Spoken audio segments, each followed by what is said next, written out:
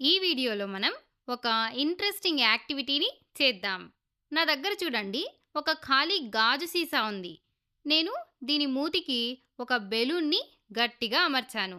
అలాగే నా పక్కన చూడండి, ఒక చిన్న పాత్రలో బాగా వేడిగా ఉన్నటువంటి నీరు కూడా ఉంది. ఇప్పుడు నేను ఏం చేస్తానంటే, ఈ గాజు సీసాను తీసుకెళ్ళి ఆ వేడి నీటి పాత్రలో పెడతాను. ఇప్పుడు ఏం జరుగుతుందో మీరు ఊహించగలరా? ఆ బెలూన్ పరిమాణంలో ఏమైనా మార్పు వస్తుందని మీరు అనుకుంటున్నారా? సరే, మీ అంచనాకు తగ్గట్టు మీరు ఊహించండి. మీరు ఊహించారని నేను అనుకుంటున్నాను.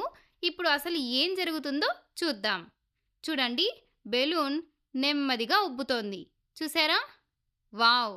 ఇది చాలా అద్భుతంగా ఉంది కదా! ఒకసారి ఇటు చూడండి. ఆ బెలూన్ దాదాపుగా పూర్తిగా ఉబ్బిపోయింది. భలే ఆశ్చర్యంగా ఉంది కదా! అయితే ఇలా ఎందుకు జరిగింది?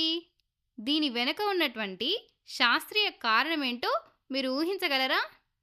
దీన్నే మనం భౌతిక శాస్త్రంలో వాయువులలో ఉష్ణ వ్యాకోచం, థర్మల్ ఎక్స్పాన్షన్ ఇన్ గ్యాసెస్ అని అంటాము.